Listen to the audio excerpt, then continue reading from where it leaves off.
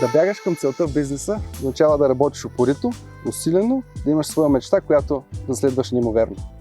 Шампион се става с постоянство, дисциплина и последователност.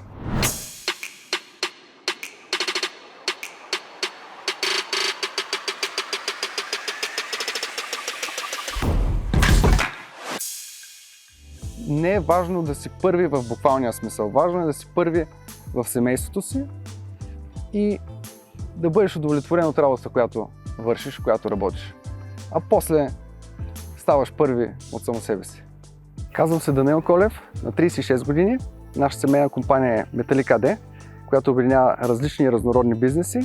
Аз се присъединих към нея в 2011 година и от тогава живота ми се промени изключително много.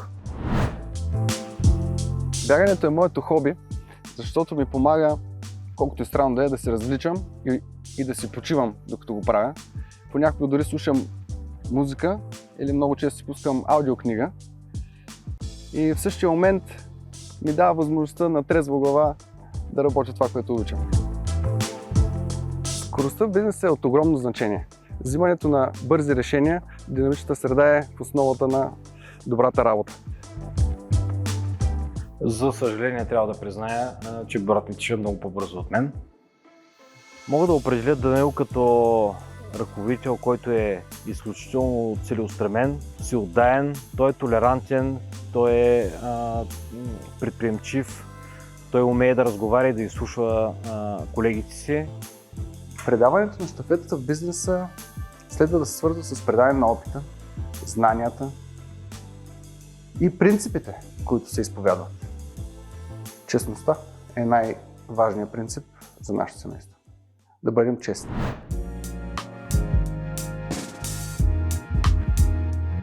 Металик АД е една компания, която функционира като холдинг и имаме съответно други дъщерни дружества.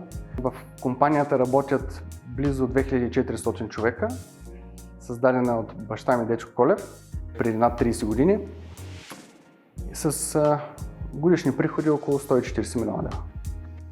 Започнах да пиша историята на моята първа глава в семейния бизнес, когато се присъединих официално през 2011.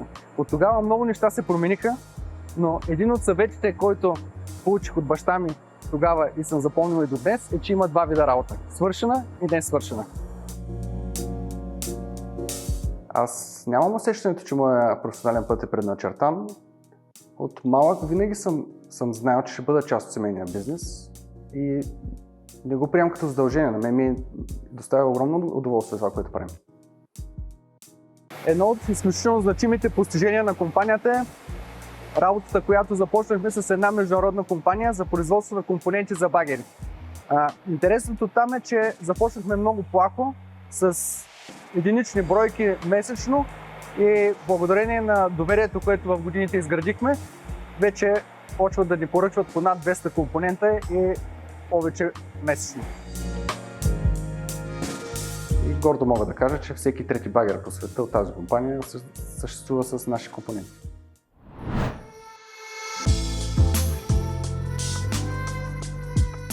Предимството да си второ поколение в такъв тип семейен бизнес е като римска колесница, която има два впрегнати коня отпред и винаги, когато се наложи, някой с копието да помага отзад.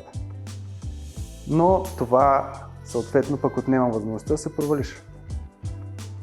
Лично аз най-много съм се учил от грешките, които сме допускали в годините. И сме имали скъпи уроци, за които не съжалявам. Един от основните уроци в годините, които научих е, че инстинктът в бизнеса е от изключително значение, но не винаги първото впечатление е вярно. Да се включи в управлението на семейния бизнес е огромна отговорност за постигнатите успехи и възможност да бъдат надградени.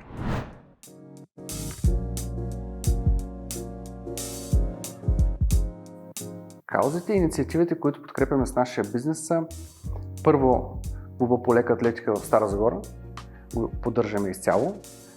Втората кауза, която е много важна за семейството, е медицината, в случая болниците, които сме изградили и с медицинския център. За нас е изключително важно да говорим, когато говорим за този бизнес, да говорим за медицина, т.е. да се говори за високи технологии и върхови постижения на лекарите. И третото, което бих могъл да кажа е комплекса на езерото, който имаме, парк хотела.